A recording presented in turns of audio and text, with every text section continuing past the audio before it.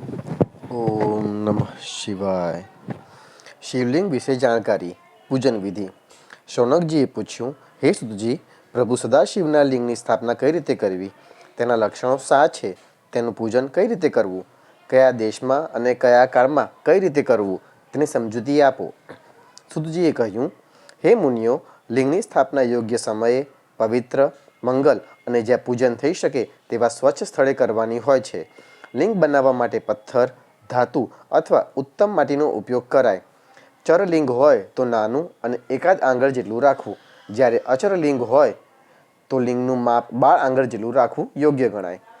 સદાશિવની પૂજા ષોડશોપચાર વિધિથી એટલે કે આહ્વાન, આસન, અર્ધ્ય, પાદ્ય, આચમન, સ્નાન, ગંધ, વસ્ત્ર, ધૂપ, પુષ્પ, દીપ, નૈવેદ્ય, આરતી, પાનબીડું, નમસ્કાર અને વિસર્જન એમ 16 પ્રકારથી પૂજન કરવું। આમ કરવાથી શિવપદ પ્રાપ્ત થઈ શકે। પૂજન બાદ પ્રતિદિન રોજ 10,000 જાપ કરવા। જો ન બની શકે તો સવાર સાંજ મળીને 1,000 જેટલા જપ તો કરવા જોઈએ અને તેમાં હોઠ ફફડે પણ ઉચ્ચાર સંભળાય નહીં તે રીતે જપ કરવા। પ્રભુ સદાશિવે કહ્યું છે કે ઓમ નમઃ શિવાયનો જપ કરવો, જેથી ઉત્તમ ફળ પ્રાપ્ત થઈ શકે છે। ભગવાન સદાશિવે પૃથ્વી પર વસવાટ કરતા લોકોના મોક્ષ માટે અનેક મંગળ પવિત્ર શિવક્ષેત્રો રચેલા છે। સરસ્વતી જે 8 મુખવાળી છે તેના તટે વાસ કરવાથી બ્રહ્મપદ પ્રાપ્ત થાય છે। 100 મુખવાળી ગંગા નદીના કાંઠે વસેલું કાશી, જ્યાં પવિત્ર તીર્થો આવેલા છે। 10 મુખવાળી સોણભદ્ર, 24 મુખવાળી નર્મદા, 12 મુખવાળી કૃષ્ણાવણી, 10 મુખવાળી તુંગભદ્રા, 9 મુખવાળી સુવર્ણમુખરી, 27 મુખવાળી કાવેરી વગેરે નદીઓ પવિત્ર ગણાય છે અને તેના પવિત્ર તટે ઘણા તીર્થ સ્થળો આવેલા છે। તે બધા સદાશિવના પવિત્ર તીર્થક્ષેત્રો છે। પાર્થિવ પ્રતિમાનું પૂજન। પછી મુનિઓએ ભગવાન સદાશિવની પાર્થિવ પ્રતિમાની પૂજન વિધિ જાણવાની ઈચ્છા વ્યક્ત કરી। સુતજી બોલ્યા, હે બ્રાહ્મણો, તળાવ, નદી કે કૂવાના જળની અંદરની માટી લાવી તેને સુગંધીદાર દ્રવ્યોથી પવિત્ર બનાવી તેમજ દૂધ થકી ભીંજવીને પાર્થિવ પ્રતિમા બનાવવી। પ્રતિમાને દરેક અંગ, પ્રત્યંગ તેમજ આયુધયુક્ત બનાવવી। ત્યારબાદ સુંદર મંડપ બનાવી આદરપૂર્વક પ્રતિમાની સ્થાપના કરી તેનું ષોડશોપચારથી પૂજન કરવું, જેના પુષ્પ થકી પ્રોક્ષણ અને મંત્ર થકી અભિષેક કલ્પવા। અભિષેકથી આત્માની શુદ્ધિ થાય, ગંધથી પુણ્ય મેળવાય, નૈવેદ્યથી આયુષ્ય અને તૃપ્તિ મળે, ધૂપ કરવાથી ધન મળે, દીવાના પ્રાકટ્યથી જ્ઞાન અને પાન બીડાથી ભોગ મેળવાય છે। ભગવાન સદાશિવની શ્રદ્ધાભાવથી ભક્તિ અર્ચન કરવાથી તે પ્રસન્ન થાય છે, તેમની દયા ઉતરે, મનોકામના સિદ્ધ થાય। સદાશિવની ભક્તિપૂર્વક પૂજા કરવાથી મોક્ષ મળે છે। શિવના પાર્થિવ લિંગનો મહિમા। સર્વલિંગોમાં પાર્થિવ લિંગ ઉત્તમ છે, તેના પૂજનથી અનેક લોકો સિદ્ધિ પામ્યા છે। 8 પ્રકારની મૂર્તિઓમાં પાર્થિવ એટલે કે માટીની મૂર્તિ શ્રેષ્ઠ છે।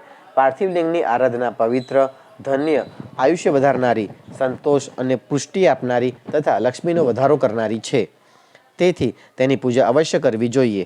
પાર્થિવ લિંગ અખંડ જ બનાવવું, તેને ખંડિત કરવું નહીં। જે ખંડિત લિંગ બનાવે છે તે પૂજાનું ફળ પામતો નથી। બ્રાહ્મણ પાર્થિવ શિવલિંગનું પૂજન કરતો નથી, તે શૂલપ્રોત નામના અતિ ભયંકર ઘોર નરકમાં જાય છે। પાર્થિવ લિંગની પૂજા નદી કિનારે, તળાવે, પર્વત ઉપર, જંગલમાં, શિવાલયમાં કે કોઈ પવિત્ર સ્થાનમાં કરવી। પાર્થિવ લિંગની સંખ્યા અને ફળ। હે મુનિઓ, વિદ્યા ઈચ્છતા પુરુષે 1,000 પાર્થિવ લિંગ બનાવી તેનું પૂજન કરવું। ધન ઈચ્છનારે 500 પાર્થિવ લિંગોનું, પુત્ર ઈચ્છનારે 15 પાર્થિવ લિંગોનું, સોનું અને વસ્ત્ર ઈચ્છનારે 500, પૃથ્વીની ઈચ્છાવાળાએ 1,000, મોક્ષ ઈચ્છનારે 1 કરોડનું, દયાની ઈચ્છાવાળાએ 3,000નું, તીર્થની ઈચ્છાવાળાએ 2,000નું, મિત્ર ઈચ્છનારે 3,000નું, કોઈને વશ કરવાની ઈચ્છાવાળાએ 800નું, મરણ ઈચ્છનારે 700નું, મોહ ન ઈચ્છનારે 800નું, ઉચ્ચાટન કરવા તત્પર થયેલાએ 1,000નું, સ્તંભન ઈચ્છનારે 1,000નું, દ્વેષ ઈચ્છનારે 500નું, બંધનથી છૂટવા ઈચ્છનારે 1,500નું, મહારાજાના ભય સમયે 500નું, ચોરના સંકટ સમયે 200નું, ડાકણ વગેરેનો ભય દૂર કરવા 500નું, દરિદ્રતા દૂર કરવા 5,000નું, દરેક પ્રકારની કામના પૂર્ણ કરવા 10,000 પાર્થિવ શિવલિંગનું પૂજન કરવું જોઈએ। પાર્થિવ શિવલિંગોનું પૂજન કરોડો યજ્ઞોનું ફળ આપે છે તથા કામનાવાળા મનુષ્યોને કાયમી ભોગ અને મોક્ષ બંને આપે છે। મંત્ર અને જપનું મહત્વ। સુતજી કહે છે, હે બ્રાહ્મણો, સદાશિવ પંચાક્ષર મંત્ર નમઃ શિવાયનો જપ મહામાસ તેમજ શ્રાવણ મહિનામાં કરવો ઉત્તમ ગણાય છે. પ્રથમ મિતાહાર તેમજ મૌન રાખીને 1000 જપ વડે શુદ્ધ થવું. ત્યારબાદ શિવજીનું સ્મરણ કરવું. ત્યારબાદ સ્વરૂપમાં તદાકાર થવું. ત્યારબાદ જપનો પ્રારંભ કરવો. ભક્તે પોતાના સંકલ્પ મુજબ જપ કરતા રહેવું. જપ પૂર્ણ થયા બાદ શિવજીનું પૂજન શ્રદ્ધાભાવથી વિધિ મુજબ કરવું. હોમ પણ કરાય. બ્રાહ્મણોને દાન તથા ભોજન પણ આપી શકાય. તપ, જપ, દાન અને ધ્યાન દ્વારા પવિત્ર બનેલો મનુષ્ય શિવનું દર્શન પામીને ધન્ય બને છે. એક દિવસ મારા પિતાશ્રી લો મહર્ષણના આશ્રમમાં વત્સ મુનિનું આગમન થયું. તેઓ ત્યાં ચતુર્માસ રહ્યા. તેમણે મને કહ્યું કે મંત્ર જપનો મહિમા અમાપ અને અનંત છે. આ માટે તેમણે એક દ્રષ્ટાંત આપ્યું. પૂર્વે ચમત્કારપુરમાં આવેલ સિદ્ધેશ્વરના શિવાલયમાં એકવાર ઉત્સવનું આયોજન થયું. કેટલાક લોકોની પ્રેરણાથી એક જુવાને સર્પ પકડી દર્શનાર્થીઓ તથા ભક્તજનોની ભીડમાં ફંગોળ્યો. સર્પને જોઈ ત્યાં નાસભાગ શરૂ થઈ ગઈ, પરંતુ તે સમયે મુનિ સ્વસ્થ ચિત્તે બેસી ગયા. તેઓ એક તસુ ભાર પણ ખસ્યા નહીં. પેલો સર્પ તેમને વીંટળાઈ ગયો. આ દ્રશ્ય મુનિના શિષ્ય જોયું. તે ક્રોધે ભરાઈ ગયો. તેણે તરત જ શાપ આપ્યો કે આ સર્પ ફેંકનાર સર્પ બની જાય. તે યુવાન સર્પ બની ગયો. થોડી વારમાં તે મુનિ જાગૃત થયા. તેમણે બધી બીના જાણી. તેમણે શિષ્યને અપકાર ઉપર ઉપકાર કરવાનો ધર્મ અને તેનો મર્મ સમજાવ્યો. પછી તેમણે પેલા સર્પ બનેલા યુવાનને કહ્યું, તું જળમાં જઈને રહે અને ત્યાં દરરોજ શિવ પંચાક્ષરનો જપ કરશે એટલે તારા પાપનો ક્ષય થશે. જ્યારે વત્સ મુનિ તને લાઠી વડે ફટકારશે ત્યારે તું શાપ મુક્ત થઈ પુનઃ દિવ્ય દેહ ધારણ કરી શિવલોકમાં જઈ શકીશ. દેવયોગે હું ફરતો ફરતો વનમાંથી નદી તટે જઈ ચડ્યો. તાજેતરમાં જ મારી પત્નીને સર્પદંશ થયેલો એટલે સર્પ જોઈ મને ગુસ્સો આવ્યો ને મેં તરત સર્પને જોઈ લાઠી પ્રહાર કર્યો. પરિણામે તે સર્પની જગ્યાએ તેજોમય દિવ્ય દેહધારી જુવાન આળસ મળીને ઊભો થયો. હે મનુષ્ય, એક મનુષ્ય ભક્તિભાવ અને શ્રદ્ધાથી દાન આપે અને બીજું પંચાક્ષરનો જપ કરે, બંનેનું ફળ સમાન ગણાય છે. કોઈ એક સર્વ તીર્થોમાં સ્નાન કરે, ચાંદ્રાયણ વગેરે વ્રત કરે, એક પંચાગ્નિ તપી તપ કરે, સર્વસંગનો ત્યાગ કરી જ્ઞાન પ્રાપ્તિ કરે અથવા બીજો મંત્ર જપ કરે તો બંનેને સમાન ફળ મળે છે. આમ પંચાક્ષર મંત્રના જપનું ફળ ખૂબ જ છે. શિવ પંચાક્ષર મંત્ર. વેદમાં અને શિવશાસ્ત્રમાં આ પંચાક્ષર અક્ષર ઓમ સાથે 6 અક્ષરનો કયો છે. આ મંત્ર અર્ધગંભીર, વેદના સારરૂપ અને મુક્તિદાયક છે. તે સાક્ષાત સદાશિવ સ્વરૂપ છે, તેથી સિદ્ધિ આપનાર છે. મંત્રો ઘણા છે, પરંતુ સદાશિવે રચેલા આ મહામંત્ર જેવો બીજો કોઈ મંત્ર નથી. શિવનું જ્ઞાન, શિવની સમજણ અને વિદ્યા છે તે પંચાક્ષર મંત્રનું ભાષ્ય છે. આ મંત્ર દિવ્ય મનને નિર્મળ કરનાર, સર્વ મનોરથ પૂર્ણ કરનાર તથા શિવ સ્વરૂપ સર્વજ્ઞ પરમાત્મા શિવે પ્રાણી માત્રના મનોરથની સિદ્ધિ માટે આ ઓમ નમઃ શિવાય મંત્ર કયો છે. કોઈ પણ માણસ આ પંચાક્ષર મંત્રના જપમાં નિષ્ઠાવાળો, દયાળુ હોય તે પાપરૂપ વિડંબણામાંથી છૂટી જાય છે. હે દેવી, પૃથ્વી પર ભ્રષ્ટ થયેલ, દોષિત બનેલ, દુઃખી, કષ્ટભર્યો માનવ મારો ભક્ત બનીને પંચાક્ષરી વિદ્યા દ્વારા સુખદાયી બને છે. આ મંત્રના ઋષિ વામદેવ છે. છંદ પંક્તિ છે અને હું તેનો દેવતા છું. ગૌતમ, અત્રિ, વિશ્વામિત્ર, અંગીરા અને ભારદ્વાજ આ 5 અક્ષરોના ઋષિઓ છે. ગાયત્રી, અનુષ્ટુપ, ત્રિષ્ટુપ, બૃહતિ અને વિરાટ એ 5 છંદો છે. ઇન્દ્ર, રુદ્ર, વિષ્ણુ, બ્રહ્મા તથા કાર્તિકેય એ 5 તેના દેવો છે. પૂર્વ, પશ્ચિમ, દક્ષિણ, ઉત્તર અને ઉર્ધ્વ એવા મારા 5 મુખો મંત્રના 5 વર્ણોના સ્થાને રહેલા છે. સાધકે સ્નાન કરી પવિત્ર પ્રદેશમાં સુંદર વ્યવસ્થિત આસન ગોઠવી ઉત્તરાભિમુખે અગર પૂર્વાભિમુખે બેસી હૃદયમાં શંકર પાર્વતીનું ધ્યાન ધરવું. બાદ દેવગુરુને પ્રણામ કરવા. વંદન કરીને ન્યાસ વડે શરીરને પૂર્ણ કરવું. પ્રાણ અને અયાનને વશ કરી પછી પંચાક્ષર વિદ્યાનો જપ કરવો. ઘરમાં કરેલો જપ સામાન્ય, ગામના પાદરમાં કરેલો જપ 100 ગણો, ભવનમાં કરેલો જપ 1000 ગણો, પર્વત પર કરેલો જપ 10,000થી અધિક, નદી કિનારે દેવાલયમાં કરેલો જપ અનેક ગણું ફળ આપનાર છે. પંચાક્ષર મંત્રનું એકાગ્ર ચિત્તે ચિંતન કે શ્રવણ કરનાર પાપમુક્ત થઈ પરમગતિ પામે છે. મંત્ર ગ્રહણ કરવા માટે શ્રેષ્ઠ સદાશિવ સંસ્કાર કરવા જોઈએ. પરિણામે માનવને પૂજા આદિમાં અધિકાર પ્રાપ્ત થાય છે. તે સંસ્કાર કહેવાય છે. તે સંસ્કારથી છ માર્ગોનું પૂર્ણ શોધન થવાથી તે દીક્ષા પણ કહેવાય છે. શિવશાસ્ત્રમાં 3 પ્રકારની દીક્ષા ઉદ્દેશી છે: શાંભવી, શાક્તિ અને માંત્રી. ગુરુના માત્ર દર્શનથી, સ્પર્શથી અથવા સંભાષણથી કે વાર્તાલાપથી પ્રાણીને સંજ્ઞા, ઉત્તમ જ્ઞાન તત્કાળ થઈ જાય તે શાંભવી દીક્ષા કહેવાય. ગુરુ યોગ માર્ગે શિષ્યના દેહમાં પ્રવેશ કરી જ્ઞાન આપે તે જ્ઞાનયુક્ત દીક્ષા શાક્તિ કહેવાય છે. ક્રિયાયુક્ત દીક્ષાને માંત્રી કહેવાય છે, તે બહારથી થાય છે. ગુરુ પોતાનું સામર્થ્ય આ 3 પ્રકારે શિષ્યને આપે છે. શિષ્યએ ગુરુ કૃપાથી જ્ઞાન પ્રાપ્તિ કરવી. ગુરુએ શિષ્યની દરેક પ્રકારની પરીક્ષા કરવી. દરેક પ્રકારની પરીક્ષામાં જે શિષ્ય સંયમ છોડે નહીં તે શુદ્ધ છે તેમ માનવું. તે પછી શિષ્યની 6 માર્ગે શુદ્ધિ કરવી: કલા, તત્વ, ભુવન, વર્ણ, પદ, મંત્ર, નિવૃત્તિ, પ્રતિષ્ઠા, વિદ્યા, શાંત અને શાંતિયતા. ગુરુએ પ્રાર્થના કરવી કે મેં આ શિષ્યની 6 માર્ગે શુદ્ધિ કરી છે તો આપ તેને આપના અવિનાશી નિર્વિકાર રૂપમાં પહોંચાડો. બાદ પાણી વડે શિષ્યના હાથમાં શૈવી વિદ્યા અર્પણ કરવી. પછી ગુરુદેવે શિષ્યને સાધન માટેની વિધિ બતાવી. અંતે તે મુજબ શિષ્યએ સાધના કરવી. મૂળ મંત્રની સાધનાને પુરુષચરણ કહેવાય છે. મંગળ દિને અનેક દોષોથી રહિત પવિત્ર વિસ્તારમાં ગુરુએ પહેલા સમય નામનો સંસ્કાર કરવો. આ પૂજા વિધિ નદી કિનારે, સમુદ્ર તટે, ગાયોના વાડામાં, પર્વત પર, દેવ મંદિરમાં, સ્વચ્છ કરેલા પોતાના નિવાસમાં કરવી. ત્યાં ગંધ, વર્ણ, રસ આદિથી ભૂમિની પરીક્ષા કરી શિલ્પશાસ્ત્રમાં કરેલા માર્ગે મંડપ નાખવો.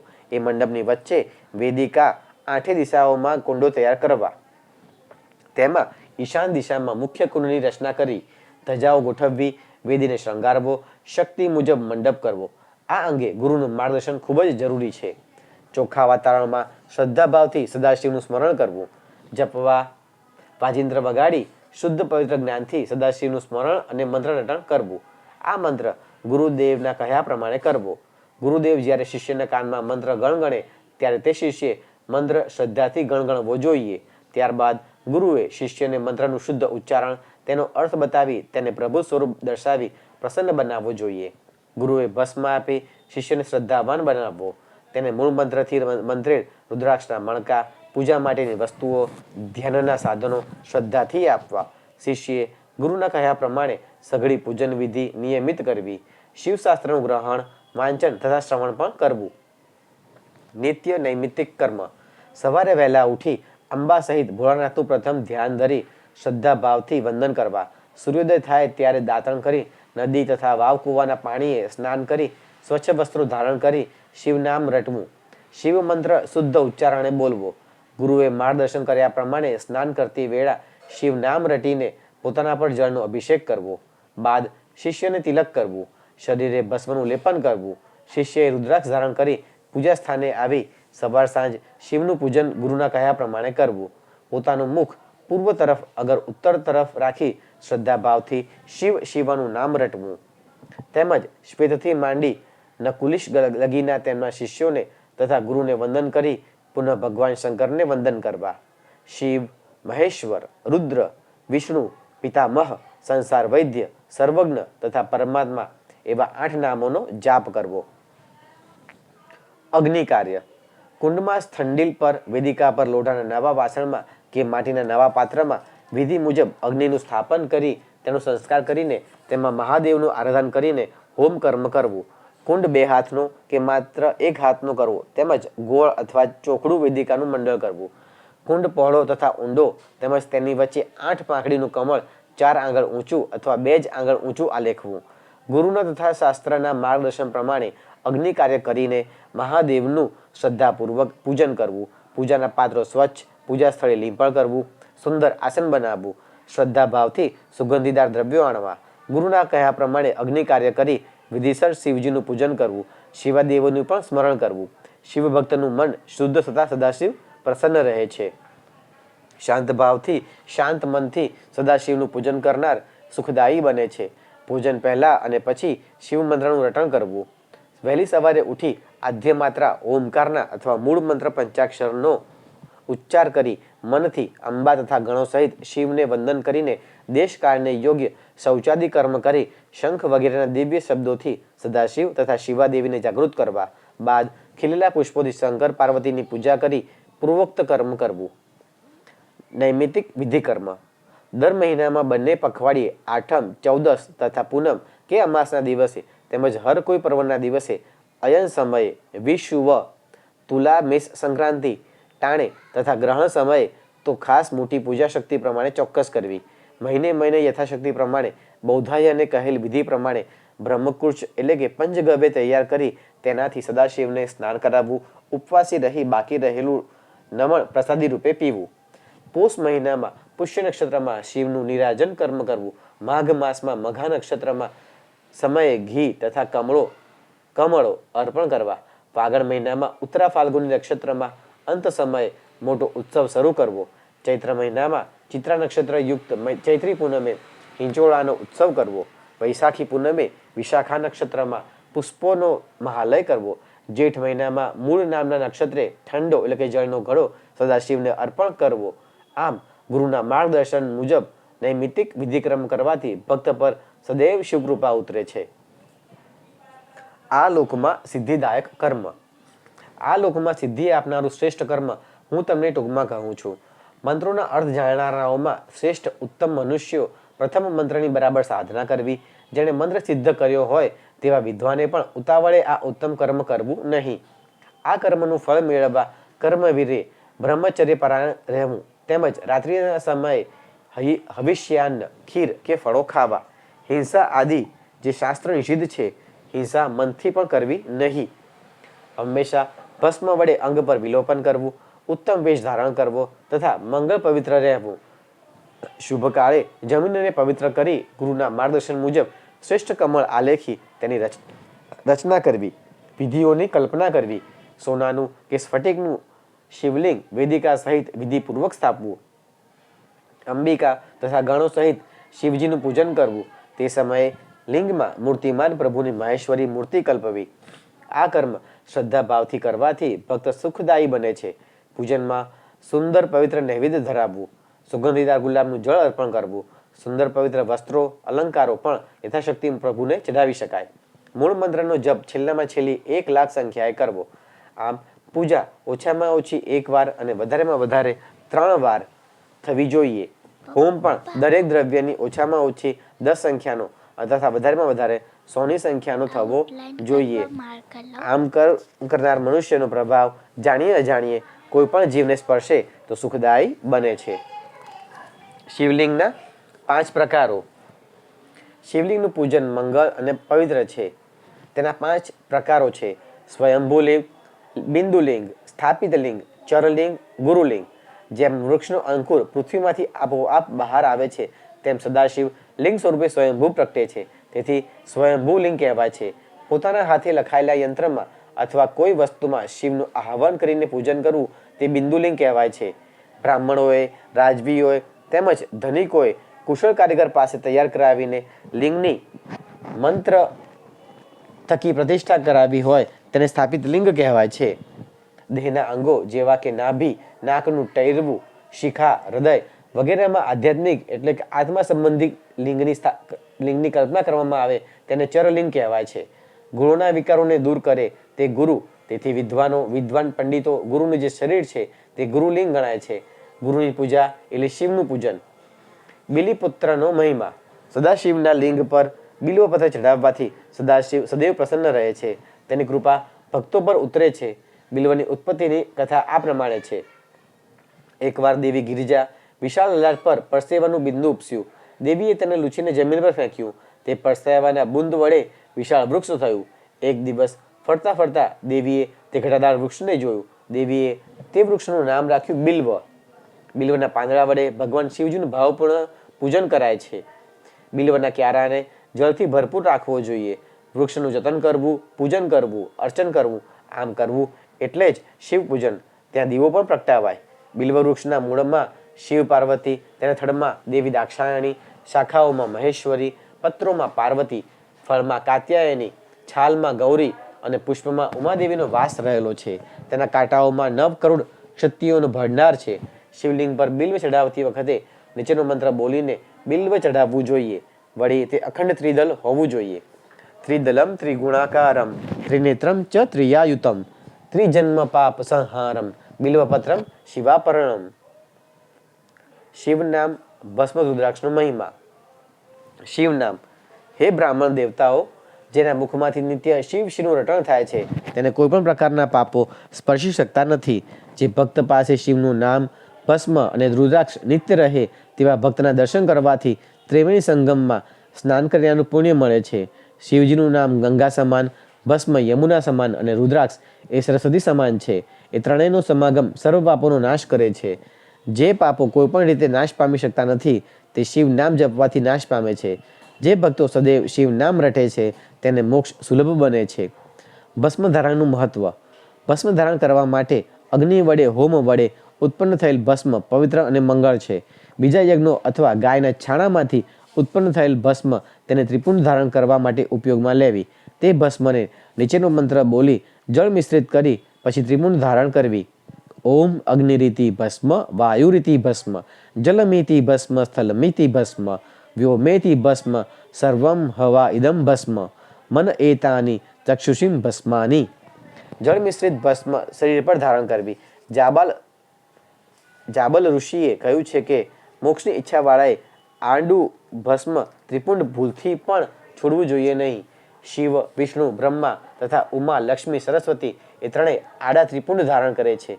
ભસ્મ ધારણ કર્યા વગર ઓમ નમઃ શિવાય એ 6 અક્ષરવાળા મંત્રનો જાપ કરી શકાય નહીં. ભસ્મ પવિત્રતા બક્ષે છે.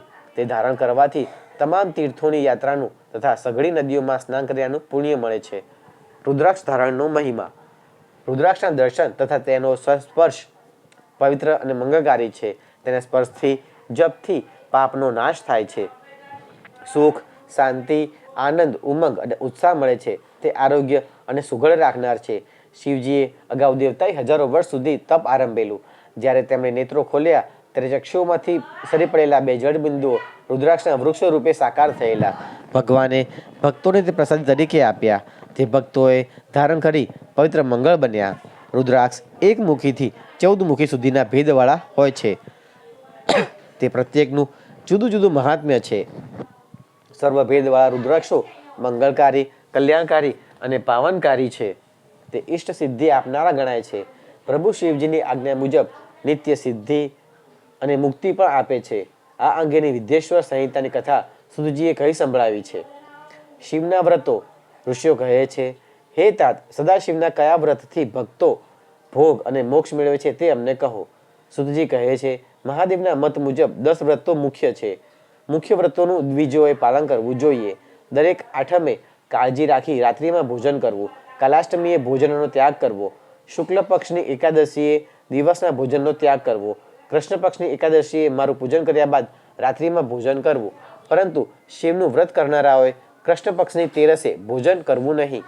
બંને પખવાડિયાના સોમવારે રાત્રે 1 વાર આહાર કરવો. વ્રત કરનારે શિવભક્ત બ્રાહ્મણોને જમાડ્યા બાદ જ જમવું. ભગવાન મહાદેવની પૂજા, રુદ્ર જપ, શિવાલયમાં ઉપવાસ તથા કાશીમાં મરણ, મોક્ષ પ્રાપ્તિ શિવરાત્રિ વ્રત માટે આવશ્યક છે. શિવ ભક્તે સોમવારથી આઠમ અને સોમવારે કૃષ્ણ પક્ષની 14એ ઉપવાસ કરવો. તે શિવને પ્રસન્ન કરનાર છે.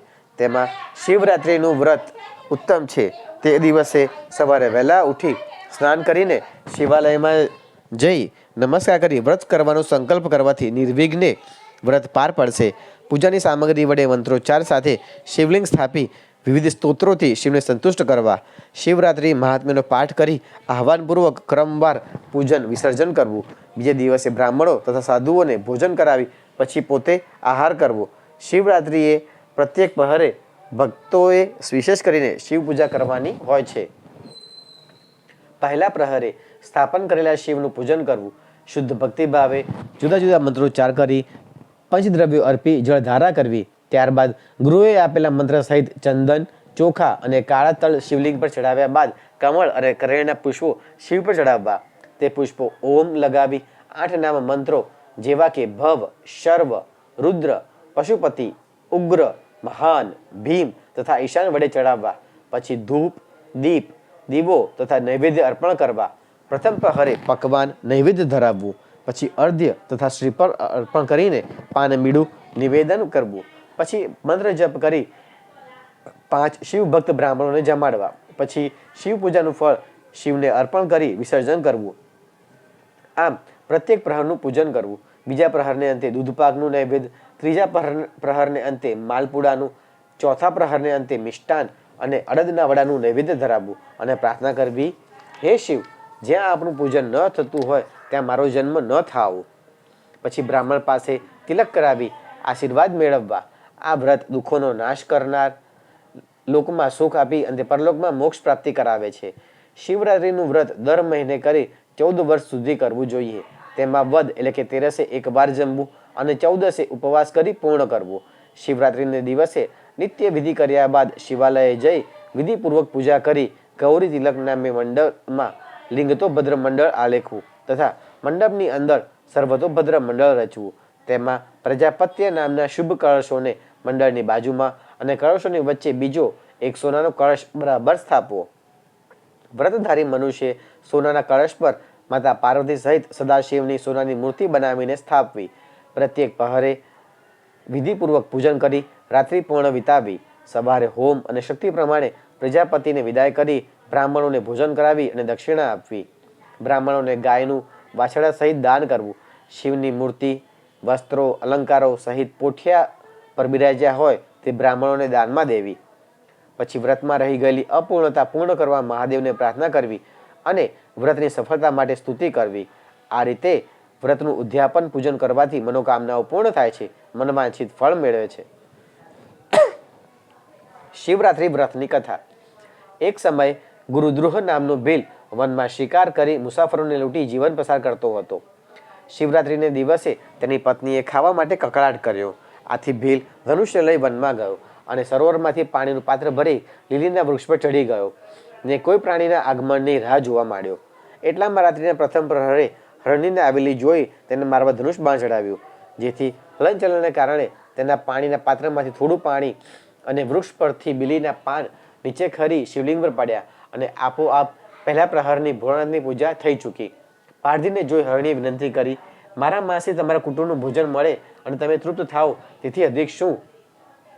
આ ક્ષણભંગુર દેહ દ્વારા ઉપકાર કરવાથી અક્ષય પુણ્ય મળે છે. માટે મને મારવામાં વાંધો નથી, પણ હું મારા બચ્ચા, મારી બહેન કે પતિને સોંપી અવશ્ય પાછી આવીશ. જલ્દી પાછા આવવાની શરતે પારધીએ હરણીને જવા દીધી.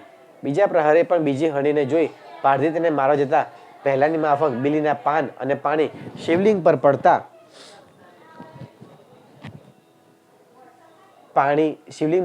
શિવ પૂજા થઈ ગઈ. તે હરણી પણ પહેલી હરણીની માફક પારધીને કહી ચાલી ગઈ. આમ શિકારીનો બીજો પ્રહર પણ નિંદ્રા વિના પતી ગયો અને જાગરણ થયું. ત્રીજા પ્રહરે તેણે એક મૃગને આવતો જોઈ બાણ તાકતા અગાઉની જેમ બીલીના પાન અને પાણીની બૂંદો શિવલિંગ પર પડતા ત્રીજા પ્રહરની શિવ પૂજા થઈ. મૃગ પણ પારધીને પાછા આવવાનું વચન આપીને ચાલ્યો ગયો. તે બધા હરણો પોતપોતાના નિવાસે ભેગાથી ચર્ચા કરી પોતાના બચ્ચા અન્યને સોંપી પારધી પાસે આવ્યા, છતાં બચ્ચા પણ તેમની પાછળ પાછળ આવ્યા. પારધીએ હરણાને જોઈ ફરી ધનુષ બાણ ખેંચતા બીલીના પાન અને પાણીની બૂંદો શિવલિંગ પર પડતા ચોથા પ્રહરની શિવ પૂજા થઈ ગઈ. પારધીનું બધું પાપ બળી ગયું. પેલી હરણીતાના હરણે કહ્યું, હે શિકારી, અમે અમારા વચન પ્રમાણે આવી ગયા છીએ. તું હવે અમારા દેહને સાર્થક કર.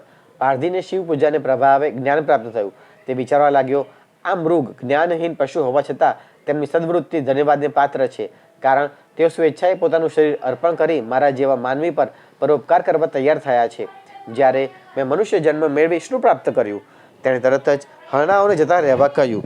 ત્યારે સદાશિવે શિકારી પર પ્રસન્ન થઈ દર્શન આપ્યા અને વરદાન માંગવા કહ્યું. ત્યારે પારધી બોલ્યો, હે દેવાધિદેવ, આપના દર્શનથી મને સર્વ કંઈ મળી ગયું છે. ત્યારે શિવે કહ્યું, આજથી તારું નામ ગૃહ એવું પાડું છું, તેમજ તને ઉત્તમ વરદાનો આપું છું. આજથી તું શૃંગવેર નગરમાં રાજા તરીકે ઉત્તમ સુખ ભોગવ. તારા વંશની અવિનાશી વૃદ્ધિ થાવ. શ્રી રામચંદ્ર તારા ઘરે અવશ્ય આવશે. પેલા હરણા પણ શિવ દર્શન પામી મૃગ યોનિથી મુક્ત થઈ શાપ મુક્ત બની પરમાત્માના દિવ્ય ધામે ગયા. ત્યારથી અર્બુદ એટલે કે આબુ પર શિવ વ્યાઘેશ્વર નામે લિંગ રૂપે પ્રકટ થયા હતા. આમ શિવરાત્રિ વ્રત કરનાર સુખ અને મોક્ષ મેળવે છે. શિવનું સગુણ અને નિર્ગુણ સ્વરૂપ. મુક્તિ 4 પ્રકારની છે: સારૂપ્યા, સાલોક્યા, સાનિધ્યા અને સાયુજ્યા, જે શિવ ભક્તિથી મળે છે. પાંચમી કૈવલ્ય નામે દુર્લભ મુક્તિ છે. જેનાથી જગતનું સર્વત્ર પોષણ અને લય થાય છે, જેનાથી આ સઘળું જગત વ્યાપ્ત છે, તે જ શિવનું રૂપ છે. શિવ સ્વરૂપ સકલ નિષ્કલ એમ બે પ્રકારનું છે. આ રૂપને કોઈએ જાણ્યું નથી. તે પરબ્રહ્મ શિવ નામે કહેવાય છે. તે સર્વમાં ઉત્તમ છે. સત્ય, જ્ઞાન, અનંત સચ્ચિદાનંદ રૂપે શિવ તત્વ પ્રસિદ્ધ છે. આકાશ માફક શિવ તત્વ સર્વવ્યાપક છે. સૂક્ષ્મ બુદ્ધિ વડે શિવનું પૂજન ભજન કરવાથી સત્પુરુષોને શિવ સ્વરૂપની પ્રાપ્તિ થાય છે. ભક્તિ બે પ્રકારની છે, એક સગુણ તથા બીજી નિર્ગુણ. સદાશિવ, વિષ્ણુ, રુદ્ર, બ્રહ્મા આમાં નિર્ગુણ કોણ ગણાય? જે પરમાત્માથી પ્રથમ અવતરેલા છે તે વેદાંતીઓ શિવ તરીકે જાણે છે. એ શિવથી પુરુષ સહિત પ્રકૃતિ ઉત્પન્ન થઈ છે. બે સ્થળે એમણે જળમાં રહી તપ કર્યું. એ પંચકોશી કાશી શિવને પ્રિય છે. તેનું બધું જળ ચારે તરફ પ્રસરી ગયું. ત્યારે વિષ્ણુ માયા સાથે જળમાં સૂઈ ગયા. તે શ્રી વિષ્ણુ નારાયણ તરીકે અને પ્રકૃતિ નારાયણી તરીકે જાણીતા બન્યા. એ નારાયણના નાભી કમળમાંથી જે જન્મ્યા તે પિતામહ બ્રહ્મા કહેવાયા. તે બ્રહ્માએ તપ દ્વારા જેનો સાક્ષાત્કાર કર્યો તે વિષ્ણુ કહેવાય છે. એકવાર બ્રહ્મા અને વિષ્ણુ બંને પોતાનામાંથી કોણ મોટું એવો વિવાદ ઊભો કર્યો.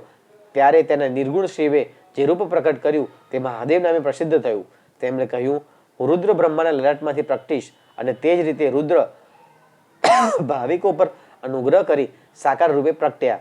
શિવ ત્રિગુણ એટલે કે 3 ગુણોથી રહિત છે, જ્યારે રુદ્ર સગુણ એટલે કે ગુણોનું સ્થાન છે.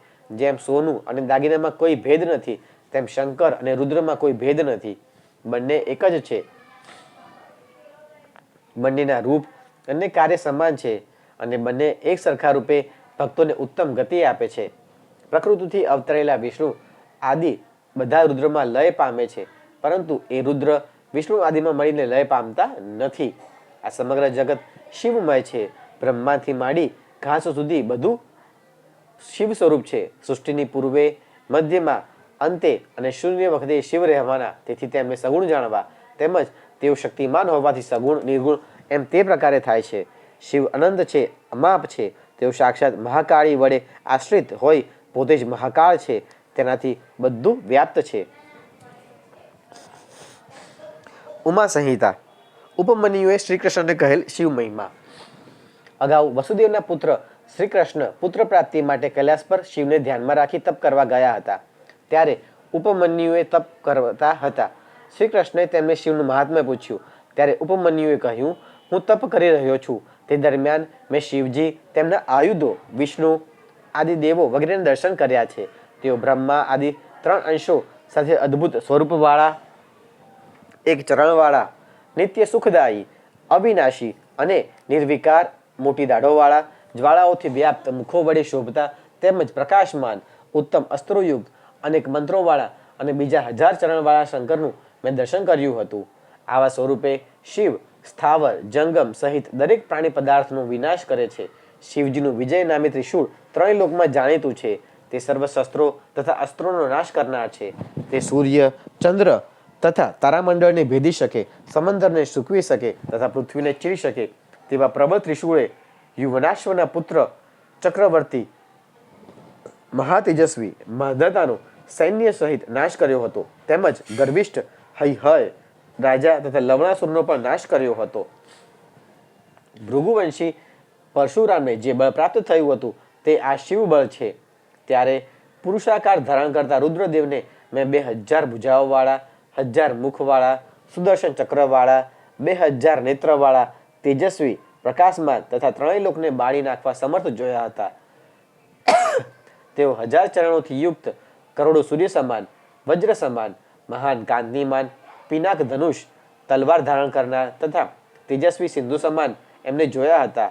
તે દેવની જમણી બાજુ પિતામહ બ્રહ્મા હંસથી યુક્ત અને મન સરખા વેગવાળા દિવ્ય વિમાનમાં બેઠા હતા તથા ડાબી તરફ શંખ, ચક્ર, ગદાધારી શ્રી નારાયણ ગરુડ ઉપર બેસી રહ્યા હતા. માતા પાર્વતી તેમની બાજુમાં બિરાજમાન હતા અને નંદી ત્રિશૂળ લઈ આગળ ઊભો હતો. શિવની આસપાસ ભૂતડાઓ તેમજ જુદી જુદી દેવીઓ ઊભા હતા. તેઓ ભોળાનાથની અનેક પ્રકારની સ્તુતિ કરતા હતા. ત્યારે હું આશ્ચર્યથી અંજાઈ ગયો. મેં શિવજીની પૂજા કરી ત્યારે શિવજીએ કહ્યું, હે બ્રાહ્મણ, મેં તારી વારંવાર પરીક્ષા કરી છે. હું તને ડગાવી શક્યો નથી. તારું કલ્યાણ થાવ. તું તારી મરજી પ્રમાણે વરદાન માંગ. ત્યારે મેં કહ્યું હતું, મને આપની કૃપાથી ત્રણેય કાળનું જ્ઞાન પ્રાપ્ત થાવ, તેમજ આપ વિશે મને અસ્ખલિત ભક્તિ પ્રાપ્ત થાવ. મારા વંશજોને સદૈવ દૂધ ભાતનું ભોજન પ્રાપ્ત થાવ. મારા આશ્રમમાં આપનું સાનિધ્ય કાયમ રહો. ત્યારે શિવજીએ કહ્યું હતું, હે ઉપમન્યુ મુનિ, તું વૃદ્ધાવસ્થા તથા મરણથી તથા દોષોથી રહિત થઈશ. તું સર્વ કામનાઓથી મુક્ત થઈશ. તું યશ પામીશ, મુનિઓમાં પ્રિય બનીશ. તારી સમીપ હંમેશા દૂધનો ભંડાર રહેશે. તારો વંશ અવિનાશી બનશે. તું મારું સ્મરણ કરીશ ત્યારે હું તને દર્શન આપીશ. તારું સર્વ પ્રકારે ઈચ્છિત બનશે. આમ ભગવાન શંભુ મને વરદાન આપી અદ્રશ્ય થયા. મેં પરિવાર સહિત તેમનું દર્શન કર્યું છે. હે શ્રી કૃષ્ણ, એ શિવ સર્વજ્ઞ, સર્વ જીવાત્માના જન્મનું કારણ, સર્વ વ્યાપક અને સર્વ દેવતાઓને દર્શન કરવા પાત્ર છે. તેથી તમો પુત્ર મેળવવા ભોળાનાથનું આરાધન કરો. તેઓ ભક્ત વત્સલ છે, તે જરૂર પ્રસન્ન થશે.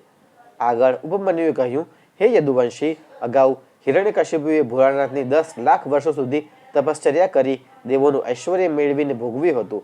તેના દીકરા નંદને તપશ્ચર્યા કરી ભોળાનાથના વરદાનથી 10,000 વર્ષ સુધી ઇન્દ્ર ભોગવે તેના કરતાં ઉત્કૃષ્ટ ઐશ્વર્ય માણ્યું હતું.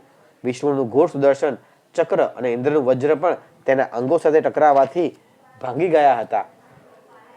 અતિ બળવાન ગ્રહ નામના દૈત્યના અંગો પર યુદ્ધમાં ચક્ર, વજ્ર વગેરે શસ્ત્રો પણ કંઈ અસર કરી શક્યા ન હતા. તેણે દેવોને ખૂબ જ હેરાન કર્યા હતા.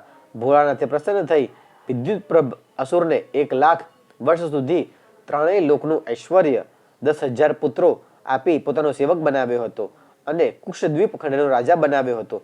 શતમખ નામના દૈત્યે 100 વર્ષ સુધી તપ કરી સદાશિવ પાસેથી 1,000 પુત્રો મેળવ્યા હતા. યાજ્ઞવલ્ક્ય નામના મુનિએ શિવ આરાધના વડે ઉત્તમ જ્ઞાન મેળવ્યું હતું. વેદ વ્યાસે અતુલ યશ મેળવી ત્રિકાળનું જ્ઞાન પ્રાપ્ત કર્યું હતું.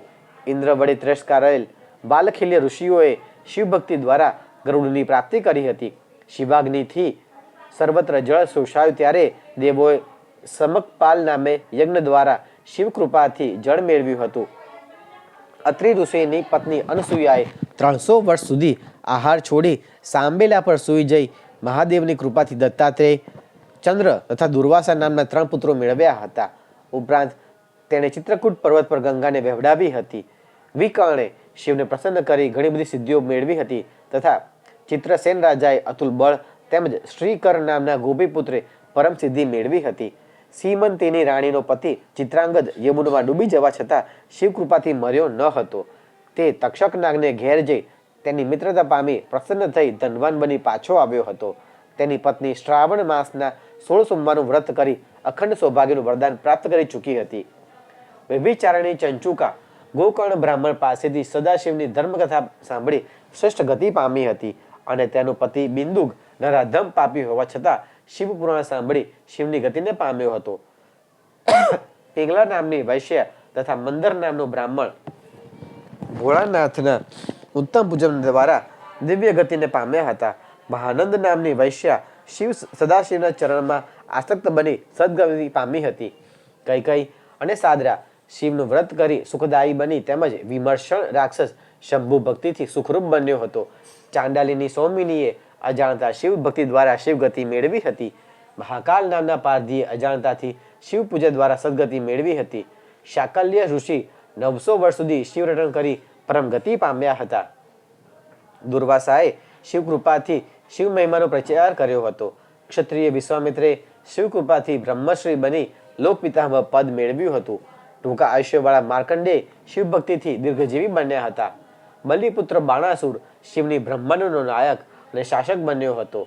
વિષ્ણુ, શક્તિદેવી, દધીચી, પરશુરામ આદિ શિવભક્તો શિવકૃપાથી મહાસમર્થ થયા હતા. ગુરુ બૃહસ્પતિ, ગૌતમ મુનિ, શુક્રાચાર્ય અને કણાદ શિવભક્તિથી મહાસમર્થ ઈશ્વર સમાન થયા હતા. શ્રી કૃષ્ણને શિવ પાર્વતીએ વરદાનો આપ્યા. શ્રી કૃષ્ણે ઉપમન્યુ પાસેથી શિવની કૃપાના અનેક દ્રષ્ટાંતો સાંભળી વિસ્મય પામી ઉપમન્યુને કહ્યું, હે મુનિશ્રેષ્ઠ, શિવ પ્રભુ મને પણ દર્શન આપે તેવી કૃપા કરો. ઉપમન્યુએ કહ્યું, હે પુરુષોત્તમ, તમે આજથી 16મે મહિને પાર્વતી સહિત શિવજીની કૃપા અવશ્ય પામશો, કારણ તમે ઉત્તમ છો, યોગ્ય છો અને સર્વ દેવો દ્વારા પૂજવા યોગ્ય છો. તમે ઓમ નમઃ શિવાયનો મંત્ર જપજો. આમને આમ 8મો દિવસ વીતી ગયો. ઉપમન્યુએ શ્રી કૃષ્ણને દીક્ષા આપી. અથર્વ શીર્ષ વેદનો મહાન શિવ મંત્ર આપ્યો. શ્રી કૃષ્ણ જટાધારી થયા, મુંડનધારી પણ બન્યા અને ખૂબ જ સાવધાનપણે પગના એક અંગૂઠા પર ઊભા રહીને 2 હાથ ઊંચા કરીને તપ કરતા શિવ પાર્વતીએ દર્શન આપ્યા. તેમના દિવ્ય સ્વરૂપને જોઈ શ્રી કૃષ્ણ આનંદ વિભોર બની ગયા અને ઘણા મંત્રો ઉચ્ચાર્યા. શિવ સહસ્ત્રનામ સ્તોત્રથી સ્તુતિ કરી ભોળાનાથે શ્રી કૃષ્ણને વરદાન માંગવા કહ્યું. ત્યારે શ્રી કૃષ્ણે કહ્યું, હે દેવાધિદેવ, અગાઉ આપે ઉત્તમ 8 વરદાનો બતાવ્યા હતા, તે હું માંગુ છું. મારો અચળ યશ થાઓ, મને આપનું સામુપ્ય રહો, આપ વિશે મારી સ્થિર ભક્તિ રહો, શ્રેષ્ઠ 10 પુત્રો મને મળે, યુદ્ધમાં હું અહંકારી શત્રુઓનો નાશ કરું, ક્યાંય મારું અપમાન ન થાવ, તેમજ સર્વયોગી મુનિઓને તેમજ શિવ ભક્તોને હું અતિ પ્રિય થાઉં. આ 8 વરદાન આપવા કૃપા કરો. તેમનું વચન સાંભળી ભોળાનાથે કહ્યું, તમારા ધાર્યા પ્રમાણે બનશે. ઉપરાંત મુનિએ શાપ આપેલો ઘોર સંવર્તક નામનો પ્રલયકાળનો આદિત્ય સૂર્ય જ તમારો સાંબ નામે મહાબળવાન પુત્ર થશે. તમે મનુષ્ય અવતારી થયા, તેથી આદિત્ય પણ મનુષ્ય તરીકે અવતરી તમારો પુત્ર થશે. પછી પાર્વતીજીએ પણ શ્રી કૃષ્ણને વરદાનો આપ્યા. આથી શ્રી કૃષ્ણે પોતાને કૃતાર્થ માન્યા. તેઓ ઉપમન્યુ મુનિના આશ્રમમાં આવી પ્રણામ કરી સર્વ વિગત જણાવી. ત્યારે ઉપમન્યુએ શ્રી કૃષ્ણ અને ભોળાનાથનું પરમ ઐશ્વર્ય તથા યશની કથા સંભળાવી. પછી શ્રી કૃષ્ણ દ્વારકા ગયા અને સદાશિવનું સ્મરણ રટણ કરતા કૃતાર્થ થયા. એ રીતે શ્રી રામ પણ શિવ ભક્તિથી ધનુષ બાણ તથા સર્વોત્કૃષ્ટ જ્ઞાન મેળવી રાવણનો વધ કર્યો હતો. ભૃગુવંશી પરશુરામે શિવ કૃપાથી પૃથ્વીને 21 વાર નક્ષત્રિય કરી હતી. તેઓ મહેન્દ્ર પર્વત પર તપ કર્યા કરે છે. પ્રલયકાળ બાદ ફરી ઋષિના સ્થાને આવશે. ચાક્ષુષ મનુનો પુત્ર મૃત્સમદ વશિષ્ઠના શાપથી મરુદેશમાં મૃગલો બની દંડકારણ્યમાં વિચરતા પ્રણવ ઓમયુક્ત શિવ ભક્તિથી શાપમુક્ત બની શિવજીનો ગણ થયો અને સુખદ ગતિ પામ્યો. શિવે ગાર્ગ્ય ઋષિને મોક્ષપદ તથા અતુલ બળવાળા સહસ્ત્ર પુત્રો આપ્યા હતા. પરાશર મુનિએ શિવ ભક્તિથી વ્યાસ નામે પુત્ર પ્રાપ્ત કર્યો હતો. માંડવ્યને ભોળાનાથે 10 લાખ વર્ષ સુધી ત્રિશૂળની અણી પર પરોવી રાખી પછી જીવતા છોડી મૂક્યા હતા. માલવ મુનિના મૃત પિતાને શિવે જીવંત કર્યા હતા. આમ આ સઘળું તમને ટૂંકમાં જણાવું છું. શેષનાગના હજારો મુખો પણ શિવજીના ગુણો કહેવા સમર્થ નથી. શિવજીની માયાનો પ્રભાવ. બ્રહ્મા, વિષ્ણુ તથા રુદ્ર સદાશિવની શ્રેષ્ઠ મૂર્તિઓ છે, જેનો મહિમા સકળ જગતે ગાયો છે. દેવોની 8, નવમી મનુષ્યની, 5 પશુ પક્ષીઓની યોની, એમ 14 યોનિઓ સદાશિવથી જ ચાલુ થાય, વૃદ્ધિ પામે અને લય પામે છે. દેવો, અસુરો તથા મનુષ્યો તેમને જ આધીન છે. સદાશિવ માયાથી પ્રેરાઈને વિષ્ણુએ દેવરાજ ઇન્દ્રે તથા વાયુદેવે પરસ્ત્રીમાં પ્રીતિ કરી હતી. એક ઘોડી જોઈ કામાસક્ત બનેલા સૂર્યે ઘોડાનું રૂપ લીધું હતું. અગાઉ મિત્ર તથા વરુણ નામના મુનિઓ ઉર્વશીને જોઈ કામાસક્ત થયેલા. મિત્રે ઘડામાં તથા વરુણે પાણીમાં બીજે છોડ્યું. તેથી ઘડામાંથી મિત્રના પુત્ર રૂપે વશિષ્ઠ થયા અને પાણીમાં વરુણથી અગસ્ત્ય ઋષિ થયા. બ્રહ્માનો પુત્ર દક્ષ પણ ભોળાનાથની માયામાં આવ્યો હતો. બ્રહ્મા પણ ઘણીવાર પરિસ્થિતિ મોહ પામ્યા હતા. ચ્યવન ઋષિ પણ મોહિત થઈ સુકન્યા સાથે કામયુક્ત થઈ વિહાર કર્યો હતો. કશ્યપ ઋષિએ ધનવન રાજાની કન્યાને માંગી હતી. ગરુડે શાંડિલી કન્યાની ઈચ્છા કરતા કન્યાએ ગરુડની પાંખો બાળી નાખી હતી. ગૌતમ મુનિ શારદવતી નામની સ્ત્રીને નગ્ન જોઈ કામાગુળ બની સ્ખલિત થયેલા વીર્યને દ્રોણી નામના લાકડાના પાત્રમાં રાખી લેતા તે કષ્ટમાંથી દ્રોણાચાર્ય જન્મ્યા હતા. વિશ્વામિત્ર તેમજ વિભાડક મુનિ પણ પરિસ્થિતિ કામાવશ થયા હતા. વિશ્વામિત્ર મેનકા નામની અપ્સરાથી મોહિત થયા હતા. બૃહસ્પતિ જીતેન્દ્રિય મુનિ હોવા છતાં પોતાના ભાઈની પત્ની સાથે રમણ કરતા ભરદ્વાજ મુનિ જન્મ્યા હતા. આમ દરેક જીવાત્માઓ શિવની માયાથી મોહિત થઈ કામવશ બન્યા હતા. લોકમાં થતા મહાપાપો. યમલોકના કષ્ટો. કોઈની સ્ત્રી ભોગવવી, પારકું ધન મેળવી લેવાની લાલસા અથવા મેળવી લેવું, ચાડી ચુગલી કરવી, ન ખાવા લાયક ખાવું, હિંસા કરવી, પારકા ધન લઈ લેવા, ખોટા કાર્યો કરવા, તે બધા પાપ થયા. તેમજ મન, વાણી તથા શરીરથી થતું 12 પ્રકારનું પાપ કહ્યું છે. જેઓ મહાદેવનો દ્વેષ કરે, જેઓ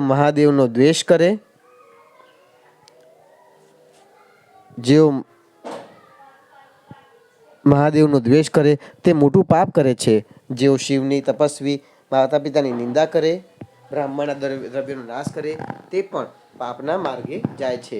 બ્રાહ્મણની હત્યા કરનાર, ચોરી કરનાર, કેફી પદાર્થોનું સેવન કરનાર, ગુરુ પત્ની સાથે વ્યભિચાર કરનાર મહાપાપીઓ છે. તેમજ તેમની સોબત રાખનારો પાંચમો પાપી બને છે. જે માણસ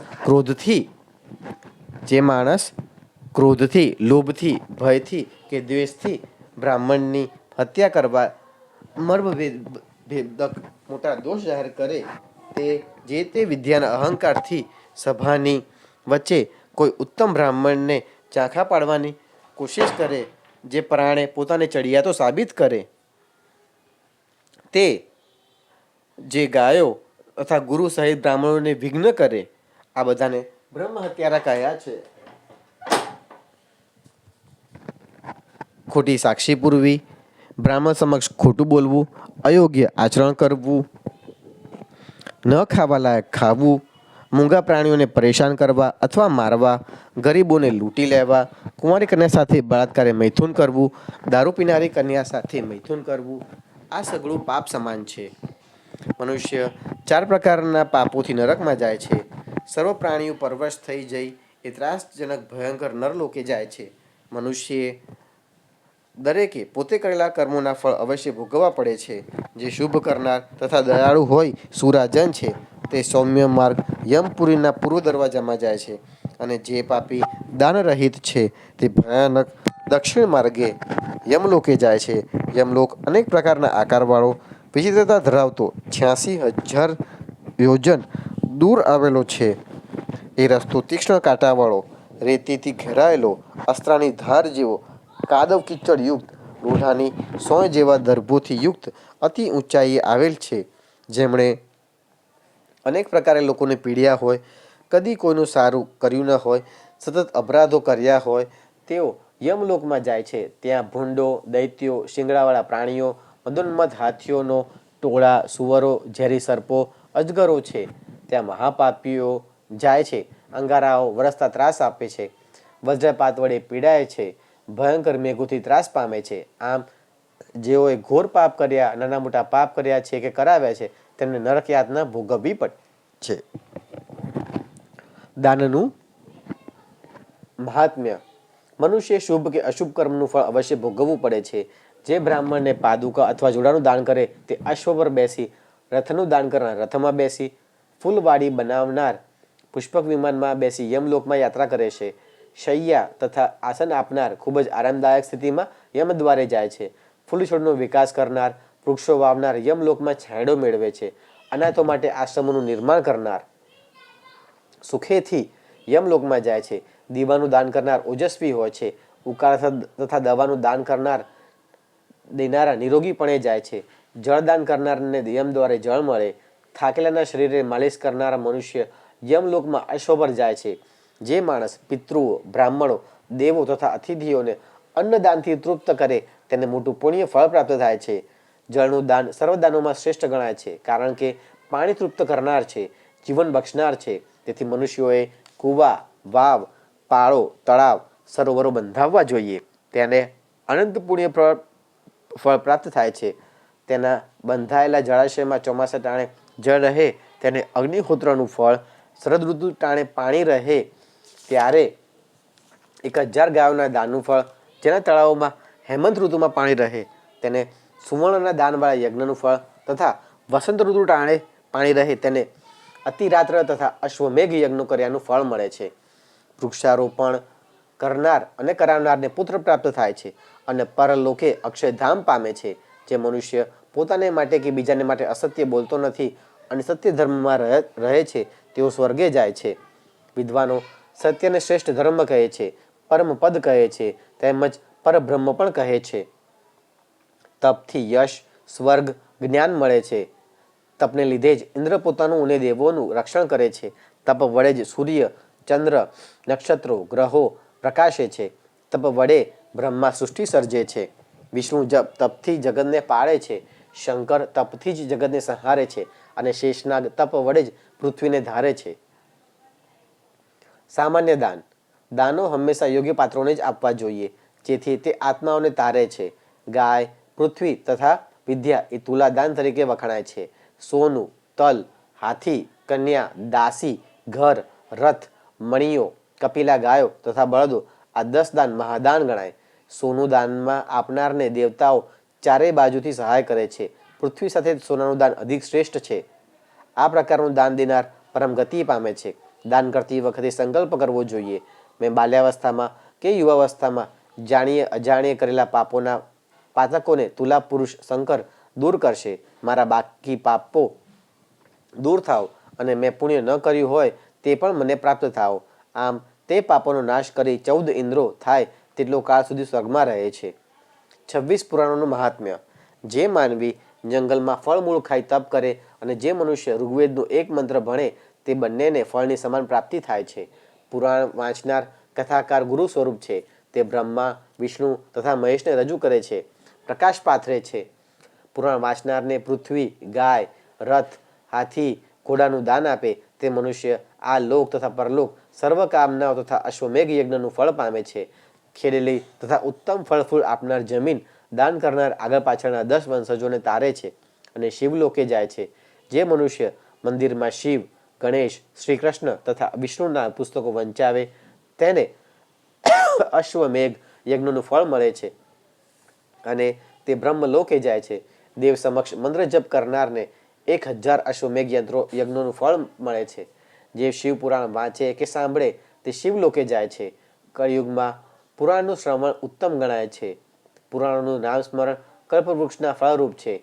સૂર્ય વિના જીવ લોકો પ્રકાશતા નથી, તેમ શાસ્ત્ર વિના આ જગત શોભતું નથી. પાતાળ લોકનું વિવરણ. સર્વદાનોમાં શ્રેષ્ઠ દાન બ્રહ્માંડ દાન છે અને તે કરનાર 7 લોકનો અધિપતિ બને છે અને વિષ્ણુ પદ પામે છે. શિવ તત્વમાંથી બ્રહ્મા ઉત્પન્ન થાય છે અને એ બ્રહ્મા 14 ભુવનો રૂપ બ્રહ્માંડનું નિર્માણ કરે છે. આ બ્રહ્માંડમાં નીચે 7 પાતાળો, ઉપર 7 ભુવનો અને વચ્ચે શેષનાગ છે. તે વિષ્ણુ કહેવાય છે. બ્રહ્માએ આપેલ વચનથી શેષનાગ આખા બ્રહ્માંડને ધારણ કરે છે. શેષનાગને સિદ્ધો અનંત કહે છે. તે 1000 ફેણોવાળો મણિયુક્ત શ્યામ વસ્ત્રધારી સંકર્ષણ શેષનાગ પોતાની જ્વાળા વડે ત્રણેય જગતને ભસ્મ કરે છે. આ શેષનાગ રુદ્ર સ્વરૂપે છે. શેષનાગ જ્યારે ડોલે છે ત્યારે પર્વતો, પાણી તથા જંગલો સહિત આખી પૃથ્વી ડોલવા લાગે છે. પ્રત્યેક પાતાળ 10 યોજન વિસ્તારવાળું છે. તે અતલ, વિતલ, સુતલ, રસાતલ, તલ, તલાતલ અને 7મું પાતાળ આ 7 લોકને પૃથ્વીની નીચે જાણવા. તે 7ની ઊંચાઈ 2 ગણી છે. આ પાતાળમાં દાનવો, દૈત્યો, નાગોની જાતિઓ, મોટા નાગો, નાના નાગો, રાજાઓ તથા દૈત્યપુત્રો રહે છે. આ પાતાળો હર્ષકારક છે. ત્યાં સૂર્યચંદ્રના પ્રકાશને બદલે મણિ અને હીરાઓની ચમક છે. નરક લોકનું વિવરણ. શ્રેષ્ઠ પાતાળોની ઉપર જે નરકો છે તેમાં પાપીઓ પીડાય છે. રૌરવ, શુકર, રાધ, તાલ, વિવસન, મહાજ્વાલ, તપ્તકુંભ, લવણ, વિલોહિત, વૈતરણી, પુયવહા, કૃમિ, કૃમિભોજન, ઘોર, અસીપત્રવન, દારૂણ, લાલાભક્ષ, પ્રાયઃ પુયવહ, બહિર્જ્વાલ, અધશિરા, સંદંશ, કાલસૂત્ર, તમસ, અવિચિરોધન, સ્વભોજન, રુષ્ટ, મહારૌરવ, શાલ્મલી આદિ નરકો ઘણા કષ્ટદાયક છે. બ્રાહ્મણ, દેવો, ગાયોને મારનાર રૌરવ નરકમાં જાય છે. દારૂનું સેવન કરનાર, ચોરી કરાવનાર, દીકરી ગાયનો વધ કરનાર તપ્તકુંભ નરકમાં જાય છે. નારીને વેચનાર, ભક્તોનો ત્યાગ કરનાર, અધર્મ આચરનાર તપ્ત લોહમાં સબડે છે. ગુરુ વડીલનું અપમાન કરનાર, ગાયને મારનાર સત્તલ નરકમાં જાય છે. બ્રાહ્મણ પિતૃનો દ્રોહ કરનાર કૃમિભક્ષ નરકમાં અને દેવ અતિથિઓને ભોજન ન કરાવનાર લાલાભક્ષ નરકે જાય છે. અંત્યજો સાથે વ્યવહાર રાખનાર, અભક્ષ્ય ખાનાર, સોમરસ તથા સોમવલ્લીનું વેચાણ કરનાર, રુધિર પૌરોધ લોહીના પૂરવાળા નરકમાં જઈને પડે છે. અસ્ત્રો, બાણ વાપરનાર ભારતીયો વહનીજ્વાલ નરકમાં જાય છે. પત્ની પાસે વ્યભિચાર કરાવનાર અને તેની કમાણી પર આજીવિકા ચલાવનાર કૃત્ય નરકમાં જઈને સબડે છે. અર્થ વગર વૃક્ષ પર કુહાડા મારીને ઝાડને ગબડાવનાર અસીપત્ર વન નામના નરકમાં જાય છે. વ્રત ત્યાગી સંદેશયાત્રા નરકમાં જાય છે. વીર્ય ખનન કરનાર બ્રહ્મચારી શ્વેત ભોજન નરકમાં જાય છે. પાપીઓ મૃગયોનીમાં તથા પુણ્યશાળીઓ દેવયોનીમાં જન્મે છે. સર્વ પાપ કર્મોનું સૌથી મોટું પ્રાયશ્ચિત ભોળાનાથનું સ્મરણ, જે માનવ સવાર સાંજ શિવ નામ સ્મરણ કરે છે તેના પાપો નાશ પામી તે શિવ સાથે એકતા પામે છે. આ જગત જ્ઞાન સ્વરૂપ છે. સુખ દુઃખ એમનું જ પરિણામ છે. જ્ઞાન એ જ પરબ્રહ્મ છે અને આ જ્ઞાન તત્વ વસ્તુ પ્રાપ્ત કરવા માટે અર્થ થાય છે. જંબુદ્વીપનું વિવરણ. ભૂમંડળના 7 દ્વીપો જંબુ, પ્લક્ષ, શાલ્મલી, કુશ, કૌંચ, શાક અને પુષ્કર સમુદ્રથી વીંટાયેલા છે. લવણ, ઇક્ષુર, સુરા, સપીસ, ઘી જેવા પાણીનો, દધી, દુગ્ધ અને જળ સમુદ્ર આ બધા સમુદ્રોની વચ્ચે જ જંબુદ્વીપ રહેલો છે. એની મધ્યે 16,000 યોજન વિસ્તારવાળો અને 32 યોજન શિખરયુક્ત સોનાનો મેરુ પર્વત છે. કણીના આકારે રહેલો તેની દક્ષિણે હિમમાન, હેમકૂટ તથા નિષદ નામે પર્વતો, ઉત્તરમાં નીલ, શ્વેત તથા શૃંગી નામના ખંડ પર્વતો છે. તે સઘળા 10,000 યોજન લંબાઈવાળા, રત્નોથી યુક્ત, લાલ કાંતિવાળા, 1,000 યોજન ઊંચાઈ તેમજ વિસ્તારવાળા છે. ત્યાં પ્રથમ ભરતખંડ, પછી કિમપુરુષ ખંડ છે. મેરુથી દક્ષિણમાં હરિવર્ષ ખંડ તથા ઉત્તરે રમ્યક ખંડ છે. વચ્ચે ઇલાવૃત ખંડ છે. જંબુદ્વીપ પર જાંબુ થતા હોવાથી તે જંબુદ્વીપ કહે છે. હાથી જેવડા એ ફળો પર્વત પરની પીઠ પરથી પડી ચીરીને ચારે બાજુ પથરાઈ જાય અને તેના રસથી જાંબુ નદી વહે છે. તેના કિનારે વસતા લોકોને પ્રસ્વેદ, વૃદ્ધાવસ્થા કે ઇન્દ્રિયોની પીડા થતી નથી. મેરુની પૂર્વે 2 ખંડો, વનો અને 4 સરોવરો છે. તેમજ દક્ષિણ અને પશ્ચિમે પર્વતો છે. મેરુ નજીક અહીં બ્રહ્માનું શાતકૌંભ નામે નગર છે. એ બ્રહ્માની નગરીમાં ચંદ્રમંડળને પાડી દઈને વિષ્ણુના ચરણમાંથી નીકળેલી ગંગા નદી વહે છે. તે નંદા, સીતા, અલકનંદા, ચક્ષુષ તથા ભદ્રા નામે ઓળખાય છે. મહાસમુદ્રને મળે છે. કિમપુરુષ આદિ જે 8 ખંડો છે તેઓમાં શોક, ઉદ્વેગ કે આપત્તિ નથી. ત્યાંની પ્રજા 10-12 હજાર વર્ષનું આયુષ્ય ભોગવે છે. ત્યાં સત, ત્રેતા અને દ્વાપર એમ 3 યુગો છે. કળિયુગ છે જ નહીં. એ 7 ખંડોમાં સોનેરી રેતીવાળી સેંકડો સુંદર નદીઓ છે. એમાં પુણ્યશાળી માણસો ક્રીડા કરે છે. 7 દ્વીપોનું વિવરણ. ભારતનો વિસ્તાર 9,000 યોજનનો છે. તેને સ્વર્ગ તથા મોક્ષની માટેની ભૂમિ કહે છે. એમાં 9 દ્વીપો, 7 પર્વતો અને પાપનાશક નદીઓ છે. ભારતખંડમાં 4 યુગો છે. અહીં પુણ્યાત્મા યાજ્ઞિકો દાન કરે છે અને સંન્યાસીઓ તપ કરે છે અને ફરી મનુષ્ય રૂપે જન્મે છે. જંબુદ્વીપથી બમણા વિસ્તારયુક્ત પ્લક્ષ દ્વીપ છે. ત્યાં અતિશય મોટું કલ્પ વૃક્ષ છે. તે પ્લક્ષ પીપર નામે કહેવાય છે અને તેના પરથી એ દ્વીપ પ્લક્ષ દ્વીપ નામે પ્રસિદ્ધ થયો છે. ત્યાં બ્રહ્મા, વિષ્ણુ તથા મહેશ પૂજાય છે. શાલ્મલી દ્વીપમાં 7 નદીઓ અને 7 ખંડો છે. અહીં 4 વર્ણના લોકો વસે છે.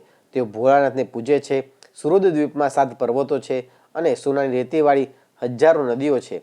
કુશદ્વીપની વચ્ચે દર્ભોનું મોટું થૂબડું છે. તે દ્વીપ ધૃતોદ સમુદ્રથી વીંટાળેલો છે. કૌંચ દ્વીપમાં સોનાના પર્વતો છે. શાક દ્વીપમાં 7 પર્વતો પર સિદ્ધો વસે છે. પુષ્કર દ્વીપમાં માનસખંડમાં લોકો 10,000 વર્ષના આયુષ્યવાળા સત્યવાદી છે. આમ સમગ્ર બ્રહ્માંડ દ્વીપો તથા પર્વતો સાથે 50 કરોડ યોજન વિસ્તારવાળું છે. લોકનું વિવરણ. સૂર્ય અને ચંદ્રના કિરણો જે ભાગને પ્રકાશમાન કરે છે ત્યાં સુધીના વિસ્તારને ભૂલોક કહેવાય છે. એની ઉપર 1,00,000 યોજન દૂર સૂર્યમંડળ અને સૂર્યની ઉપર 1,00,000 યોજન દૂર ચંદ્ર છે. ચંદ્રની ઉપર ચોપાસ 10,000 યોજનમાં સંપૂર્ણ નક્ષત્રો સહિત ગ્રહમંડળ રહેલું છે. સપ્તર્ષિ મંડળ એની ઉપર આવ્યું છે. ભૂમિની ઉપર તથા ધરતીની નીચે ભૂવર તથા સ્વર્ગલોક રહેલા છે. મહરલોક જ્યાં બ્રહ્માના પુત્ર 7 કલ્પવાસીઓ રહે છે તે ધ્રુવની ઉપર 1 કરોડ યોજન છે. તેની ઉપર 2,00,000 યોજન દૂર શુક્ર, તેની નીચે 2,00,000 યોજનના અંતરે બુધ, તેની ઉપર 2,00,000 યોજને મંગળ, તેની ઉપર 2,00,000 યોજને ગુરુ બૃહસ્પતિ રહે છે. બૃહસ્પતિ પર 2,00,000 યોજને શનિ રહ્યો છે. આ 7 ગ્રહો પોતપોતાની રાશિ પર રહેલા છે. શનિની ઉપર 11,00,000 યોજને સપ્તર્ષિઓ રહેલા છે. ધ્રુવ અને તપલોક એકબીજાથી લાખો યોજન દૂર છે. તપલોકની ઉપર આવેલા સત્યલોક બ્રહ્મલોક કહેવાય છે. ભુવરલોકમાં જ્ઞાની પંડિતો તથા ધાનીઓ વસે છે.